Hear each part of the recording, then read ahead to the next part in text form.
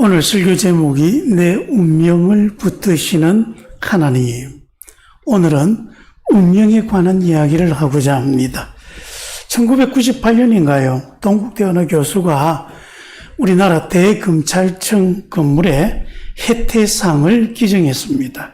그걸 대검 로비에 뒀다고 하는데, 이 혜태상은 화마를 잡아먹는다는 썰도 있고 그 뿔로 악을 이긴다는 그런 얘기도 있었습니다. 그래서 그걸 갖다 놓았는데, 그 이후로 올로비 사건이 터지고 이용호 게이트가 나고 검찰 관련된 문제가 끊이지 않게 일어났습니다. 그래서 어떤 사람 하는 이야기가 그거 다 혜태상을 잘못 둬서 그렇다. 그래서 그 뿔의 방향이 잘못돼서 그렇다. 그래서 뿔의 방향을 바꿨다가 그래도 자꾸 문제가 터지시니까 그걸 이제 검찰청 밖에, 건물 밖에 놔뒀다가 또 여기저기 옮겼다. 그러면서 혜태상이 여러 가지 순환을 받았습니다. 그래도 크고 작은 사건이 끊이지 않으니까 2002년 어떤 검찰총장이 직원을 불러가지고 왜 자꾸 검찰청에 이런 일이 일어나느냐 물어보니까 땅의 기운이 좋지 않아서 그렇다. 그래가지고 주차장 그 통로를 바꿔야 한다. 그 수억을 들여서 그렇게 했다고 합니다. 그리고 2018년에 또 그 법원에 그 양승태 대법관 사법농단이 터졌을 때에 또 검찰에 있는 사람들 하는 이야기가 혜태상 그 뿔이 대검찰청이 아니라 법원 쪽을 향해 있었기 때문에 그래서 법원이 화를 입은 것이다. 또 그렇게 이야기했다고 합니다. 지들이 잘못해서 그런 일이 벌어졌다. 회개할 생각은 없고, 그 혜태상에다 그걸 다 뒤집어 씌우고 있죠. 지난 정부에도 보면요. 보니까 한 가지 특징적인 게 무속이 너무 많이 등장합니다. 윤석열 대통령도 그렇고 그 부인, 거기에다 한덕수 총리의 부인, 그리고 계엄을 계획했던 노상원 같은 사람들, 모두 다 이 사람들이 무속과 아주 깊은 연관을 가지고 있고, 그래서 무슨 비리나 문제가 불거지면 그 뒤에는 무속인들이 있었다라고 하는 그런 보도가 심심치 않게 언론에 오르내리고 있는 것을 볼 수 있습니다. 한 신문기사를 보니까요, 우리나라 검사들뿐만 아니라 정계계 인사들은 이 무속과 굉장히 밀접한 관계를 갖고 있다고 합니다. 우리나라에서 가장 똑똑한 사람이고, 그래서 나라를 이끌어가는 인재들인데, 근데 이런 사람들이 무속에 연루되어 있고, 무속에 심취되어 있다. 이건 정말 큰 문제가 아닐 수가 없습니다. 여러분, 이렇게 똑똑한 사람, 왜 무속에 심취해 있는가? 두 가지 이유가 있다고 합니다. 첫째는요, 그들이 출세지향적인 삶을 살기 때문입니다. 어떻게 하든 다른 사람들을 빨리 더 높은 자리에 오르는 게 이 사람들의 인생의 목표입니다. 성공을 위해서는요, 수단과 방법을 가리지 않아야 된다고 생각하고, 그래서 일단 어떻게 하든 출세하기만 하면, 그래서 성공하기만 하면 그들이 했던 것 모든 것, 설령 그렇게 하기 위해서 그들이 불법을 저질렀다 할지라도 그건 자기 능력이다. 그렇게 생각하는 것이죠. 그리고 두 번째는 그렇게 살다 보니 이제 어느 순간 자기 능력으로 안 되는 그런 벽들이 너무 많이 생기더라는 것입니다. 평가제도가 좀 공정하고 투명하면 그나마 좀 나을 터인데, 여러분, 높은 자리에 올라갈수록요, 그 사람의 능력이나 사람 됨됨이보다 다른 여러 가지 많은 요소들이 또 거기에 영향을 미쳐집니다. 그래서 능력보다는 어떨 때는 줄을 잘 잡아야 합니다. 줄 잡기 어려우면 줄이라도 또 잘 서야 됩니다. 그리고 또 운도 따라줘야 됩니다. 그래서 이건 자기 능력으로 어찌할 수 없는 것이다고 보니까 그래서 더 불안해지는 거죠. 그래서 뭔가 붙잡긴 해야 되겠는데 가장 손쉽게 붙잡을 수 있는 게 뭐겠습니까? 그게 바로 무속입니다. 인사철을 앞두고 검사 부인들이 아주 유명한 점집을 열심히 찾아다닌다고 합니다. 그래서 내가 잘 되려고 그렇게 무속집을 찾는데요. 그 사람 신비가 또 참 이상합니다. 당신 이번에 승진합니다. 뭐 이야기 들으면 진짜 승진한 것 같이 막 기뻐하는데 또 어떤 경우는 당신 이번에 떨어질 것 같습니다. 떨어집니다. 그렇게 말하면 어떻게 됩니까? 그 낙심하죠. 근데 희한한 게요. 그러다가 진짜 안 되면 그렇게 되기로 된 거구나. 그러면서 그냥 수긍한다고 합니다. 운명이구나. 그리고 받아들인다는 거죠. 근데 그러다가 그 점쟁이 말고는 달리 승진해버리면 어떻게 됩니까? 이 점쟁이가 틀렸어. 저 실력 없는 그렇게 말합니까? 아닙니다. 횡재한 기분이 들거든요. 그러면서 마음에 또 그런 또 기쁨이 들고요. 또 그렇게 해서 뭐 승진하든 떨어지든 간에 그래서 떨어지면 이게 내 운명인가 보다.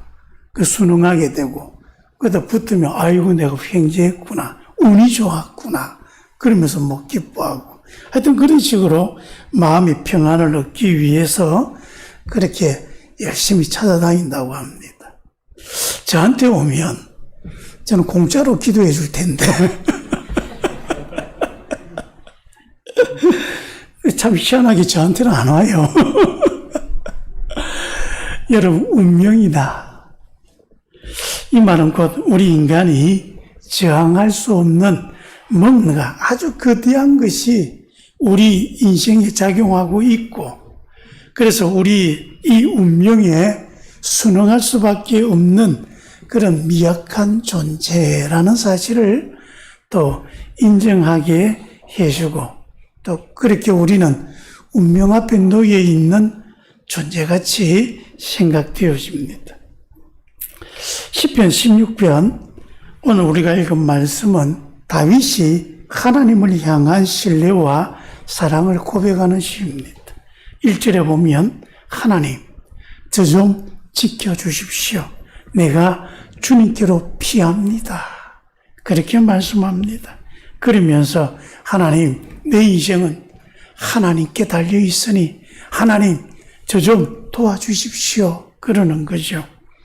그렇게 쭉 이야기하다가 5절에 되면 여호와는 나의 산업과 나의 잔의 소득이시니 나의 분깃을 지키십니다. 그렇게 고백합니다. 즉 하나님이 내 재산이고요. 하나님이 내 운명입니다. 그렇게 말하는 것입니다. 그래서 이 구절에 내 분깃입니다 라고 우리 한글 성경은 번역했는데 히브리어 원어로 보면 이 단어가 고랄이라고 하는 말입니다. 제비 뽑는다 또는 내 몫이다 또 거기에 운명이다 그런 뜻을 갖고 있습니다. 그래서 여러분 최근에 나온 현대어로 되어 있는 세번역 성경에는 내 미래를 주관합니다 그렇게 번역했습니다. 그리고 영어 성경에는 내 운명을 주관하십니다 그렇게 번역되어 있습니다. 그래서 여러분 지금 주님은 나의 분깃입니다 그랬는데 즉 내 운명은 하나님 손에 달려 있습니다. 하나님께서 내 운명을 붙들어 주십니다. 다윗이 자기 인생을 곰곰이 살펴보니까 내 운명은 다른 데 있는 게 아니라 하나님 손에 달려 있구나. 그걸 깨닫고 그걸 고백하고 있는 것입니다. 내 운명을 당신이 붙드십니다. 다윗이 이렇게 고백하는 것은 자신의 인생이요 우연이나 다른 어떤 운명적인 그런 힘에 의해서 좌지우지 되어지는 것이 아니라 전능하시고 선하시고 나를 정말로 사랑하여 주시는 하나님의 손안에 있구나. 하나님께서 내 인생을 책임져 주고 계시구나. 그 사실을 깨달았기 때문에 그렇게 고백하는 것입니다. 고대 근동사회에서의 이 운명은 흔히 신들의 변덕이나 알 수 없는 힘에 의해 결정된다고 믿었습니다. 그래서 사람들은 미래를 알기 위해서 점술가나 마술가를 찾고요. 불길한 징조에 대비해서 부적을 쓴다든지 제사를 지낸다든지 굿을 한다든지 그런 일들을 했습니다. 그래서 늘 그 운명 앞에 자기 인생은 어찌해요? 불안한 것이죠. 불안하기 때문에 자신의 운명을 개선하기 위해서는 온갖 미신적인 일도 서슴지 않고 그렇게 보려간 것입니다. 그런데 다윗은 달랐습니다. 그는 이스라엘을 유일하신 하나님, 그 하나님이 바로 내 운명입니다. 하나님이 내 운명을 붙드시고 내 운명은 하나님 안에 있습니다. 그렇게 고백하는 거죠. 운명을 따라가는 사람과 내 운명을 하나님이 붙들어 주시는 사람, 이 둘 사이 어떤 차이가 있겠습니까? 운명을 따라가는 사람은요, 언제나 앞서도 이야기했지만 늘 불안합니다. 그래서 그 불안한 것 때문에 늘 조바심 나고 걱정이 많고 그렇게 살아가는 거죠. 하지만 하나님이 내 운명을 붙드십니다. 내 운명을 하나님께 맡겼더니 하나님이 내 운명을 책임져 주시니 어찌 살아가는 것입니까? 하나님의 은혜와 승리 속에 있는 것입니다. 예수님께서 말씀합니다. 참새 한 마리도 하나님 아버지의 그 허락 없이는 땅에 떨어지는 법이 없다. 그렇게 말씀합니다. 너희는 너희의 머리카락, 너희 머리털까지도 하나님이 다 하나하나 씌어서 너희를 그렇게 잘 알고 계시다. 하나님께서 우리를 그렇게 이해하고 있으니 두려워하지 말라 말씀하고 있지 않습니까? 하나님이 얼마나 우리를 세심하게, 얼마나 우리를 알뜰살뜰하게 보살피고 지켜주시고 보호해주고 있는가, 그걸 말씀하고 있는 것입니다. 여러분, 우리가 아무리 철저하게 계획하고 노력한다 할지라도 예상치 않는 변수들은 언제든지 생기기 마련입니다. 여러분, 팬데믹이 올 줄 누가 알았겠습니까?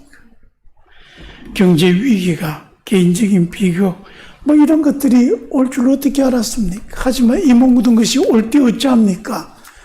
우리가 통제할 수 있는 것이 아니고요.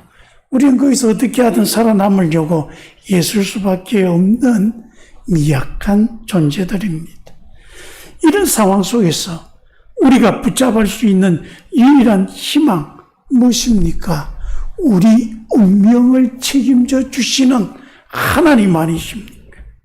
하나님을 신뢰하고 살아갈 때에 우리에게 주어지는 여러 가지 수많은 환경 속에서 더욱 안정적으로 든든하게 우리 인생을 살아갈 수 있는 것입니다.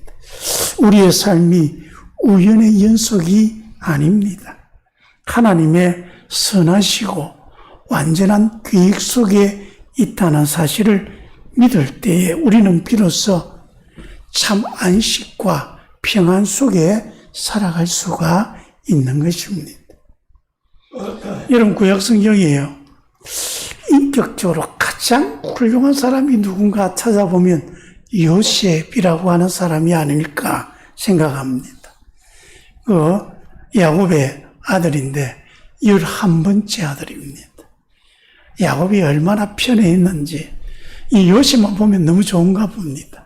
그래서 다른 아들들한테는 안 주는 채색옷, 왕자한테나 입히는 그런 옷도 주고 다른 자식들은 다 광야에 내보내가 일 시키는데 요셉만은 자기 장막에 딱 떠서 요셉하고 이야기 나누고 형들이 얼마나 미웠겠습니까?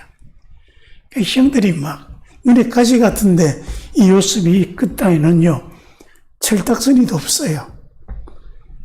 그러다 보니까 자꾸 너무 정직해서 그런가 좀 유도리가 없다 그래야 되나. 하는 짓이 뭐냐면 형들이 정말로 일을 열심히 하는가 안 하는가 그거 딱 알아보고 있다가 아버지한테 가서 고자질하는 게 요셉의 특징입니다. 형들이 얼마나 미웠겠어요. 그래서 아버지가 모를 때에 형들이 작당해가지고 그 요셉을 다른 나라에 노예로 팔아버립니다. 한순간 왕자처럼 살다가 노예가 돼버린 거죠. 그 이집트에 어떤 시위대장 집에 가가지고 그 노예로 사는데 워낙 성실하고 정직하니까 얼마나 열심히 잘했습니까? 잘 살았습니다. 인정받았습니다. 인정받았더니 그 집에 또 참 바람기 많은 그 안주인이 자꾸 요셉을 유혹합니다. 그러면 눈치 일건 감고 모른 척하고 그냥 넘어가 주면 편안했을 때인데 이 정직한 요셉은 또 그러지 않거든요.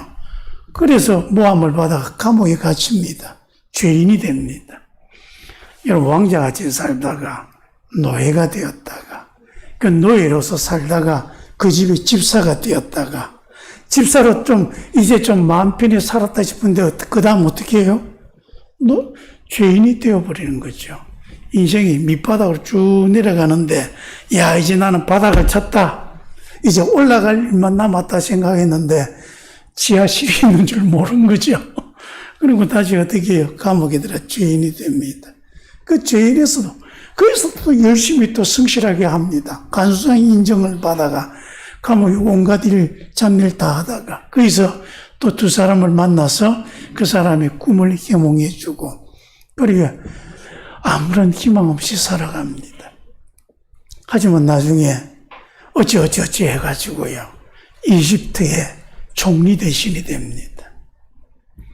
그리고 온 세상이 가뭄에 그렇게 흐득일 때에 그 아버지의 집에 있는 자기 형제들도 식량 구하기 위해 이집트로 왔습니다.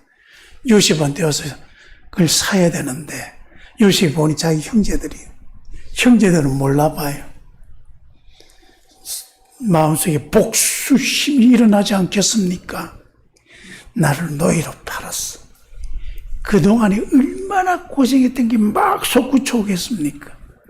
근데 이상하게 요셉은요, 그런 복수심보다 형제들 만난 것에 대해 고마워서 눈물을 흘리고, 그리고 나중에는 그 형제들과 화해하고, 계속해서 기근이 계속되니까 그 아버지와 어머니 다 모시고 내려오라고. 그리고 그들이 살 터전을 마련해서 그 기근에서 벗어날 수 있도록 해줍니다. 그때 요셉이 뭐라고 이야기합니까? 형제들은 늘 불안하죠. 또 요셉이 마음 바꿔가지고 우리한테 복수하면 어떡할까? 근데 요셉은 복수하기보다 이야기합니다. 걱정하지 마십시오. 두려워하지 마십시오. 이게 다 하나님이 해놓으신 것입니다. 하나님이 당신들을 구원하시기 위해 나를 먼저 그렇게 이집트로 보내었고 나를 여러 가지 그런 고난 속에 고난을 겪었지만 총리 대신이 되게 하셔서 이제 나도 또 여러분도 다 구원받게 하신 것입니다. 이게 다 하나님의 계획입니다. 하나님의 큰 그림 속에서 하나님이 우리 인생을 붙들어 이끌어 오신 것입니다. 그렇게 고백합니다. 요셉의 삶, 인간적인 관점에서는요, 비극과 절망의 연속이었지만 하나님의 큰 그림 속에서는 모두를 구원하는 하나님의 놀라운 구원의 계획입니다. 하나님께서 그 요셉의 운명을 붙드시고 하나님께서 야곱과 그 모든 형제들의 또 운명을 다 붙들어 계셨기에 하나님께서 그 모든 것을 이루어 내신 것입니다. 여러분, 우리의 삶도 마찬가지입니다. 때로는 이해할 수 없는 고난과 그런 역경을 겪을 수 있습니다. 하나님, 왜 나한테 이런 일이 일어나게 하십니까? 우리가 그렇게 하나님 앞에 부르짖을 때가 있습니다.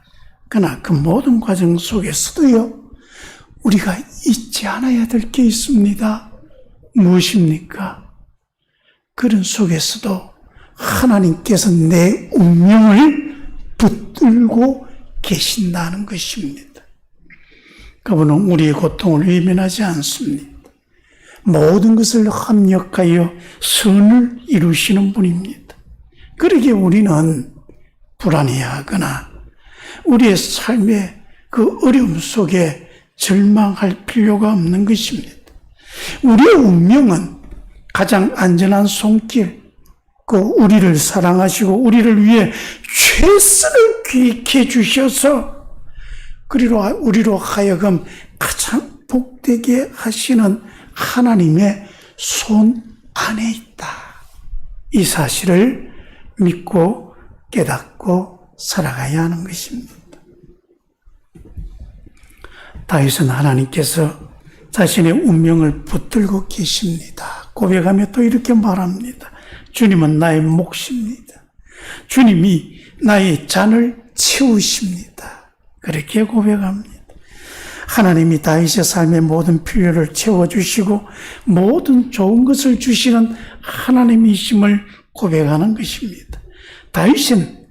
다윗에게 있어서 하나님은 단순히 미래를 결정하시는 분이 아니라 자신의 존재와 삶의 모든 영역을 풍성하게 채워주신다. 그 고백은 세상적인 부와 명예, 권력을 추구하는 사람들과는 극명한 대조를 이루는 것이죠. 많은 사람들은 자신의 몫을 얻기 위해서, 그래서 자신의 잔을 채우기 위해서 필사적으로 살아갑니다. 더 많은 돈, 더 높은 지위, 더 큰 명예를 얻기 위해서 발버둥칩니다. 그런데 이게 얼마나 헛된 것인지를 모릅니다. 다 해봤던 솔로몬이 뭐라고 이야기합니까? 헛되고 헛되니 모든 것이 헛되도다. 우리 인생은 그런 것들을 아무리 많이 가지고 채워줘도요, 헛되고 바람을 잡는 것 같이 어리석다고 합니다. 우리 인간의 욕망은 채워도 채워지지 않는 것입니다. 그러나 다윗은 하나님이 내 재산입니다. 그렇게 고백합니다. 하나님 한 분만으로 나는 충분합니다. 내 인생은 만족합니다. 그래 하다 보니 하나님이 주시는 평안, 하나님이 주시는 만족, 그것이 그 삶에서 넘쳐나는 것이죠. 그런 세상에 그 어떤 것도 아닌 하나님 안에서의 진정한 풍요로움을, 그 만족을 찾아갔습니다. 여러분, 하나님 자체가 우리의 궁극적인 만족과 기쁨의 원천이 되신다는 것. 이것이 바로 하나님께 운명을 맡기고 살아가는 사람들의 모습입니다. 다윗은 이어서 6절에 나에게 주어진 땅은 아름다운 곳이 있으니 참으로 나의 소유는 복된 곳에 있습니다. 그렇게 고백합니다. 이 말씀은 그가 하나님 앞에서 누리는 영적인 유산이 얼마나 풍요로운가 하는 것을 시각적으로 보여주는 말입니다. 마치 넓고 비옥한 땅을 상속받은 상속자처럼 다윗은 하나님 앞에서 그런 영적 풍요를 누리며 살아가고 있는 것입니다. 세상 사람들이 부러울 만한 땅을 가져서가 아니라 하나님이 주신 은혜와 축복으로 가득한 영적인 땅이 그 삶에게 있었고 그는 그것을 누리며 살아간 것입니다. 바로 우리가 예수 그리스도 안에서 얻게 된 구원, 영원한 생명, 성령의 임재, 하나님의 자녀로 살아가는 그 권세, 이것이 바로 우리의 삶을 채워주시는 하나님이시고 우리가 가지고 있는 재산입니다. 여러분의 재산이 무엇입니까? 하나님입니다. 그리고 오늘 본문의 말씀 시편 16편의 절정 9절에서 16절입니다. 다윗은 주님께서 내 영혼을 소울에 버려두지 아니하시고 주님의 거룩한 자를 썩지 않게 하실 것입니다. 주께서 나에게 생명의 길을 보여주시니 주의 앞에는 기쁨이 충만하고 주님의 오른쪽에는 영원한 즐거움이 있습니다. 그렇게 말합니다. 우리의 운명을 붙드시는 하나님은 단지 이 땅에서 우리의 삶만을 주관하실 뿐만 아니라 죽음을 이기게 하시고 우리에게 영원한 생명을 주십니다. 인간은 누구나 죽음을 두려워합니다. 죽음은 모든 인간이 피할 수 없는 운명처럼 보입니다. 하지만 예수 그리스도께서 그 죽음을 깨뜨려 버렸습니다. 죽음을 이겨버렸습니다. 죽음을 이기는 생명을 우리에게 주셨습니다. 그러기에 우리의 운명은요, 죽음으로 끝나는 게 아닙니다. 이걸 알지 못하는 세상 사람들은 죽음이 끝났다. 마치 죽음이 운명처럼 그렇게 받아들이시고 죽음 앞에서 무기력하게 살아갑니다. 하지만 우리는 죽음을 이기는 새로운 생명을 받은 사람들입니다. 우리의 운명은 죽음으로 끝나지 않습니다. 우리의 운명은 하나님께서 붙들고 계시고 예수 그리스도의 부활을 통해 영원한 생명으로 새로운 세상을 향해 나아가는 것입니다.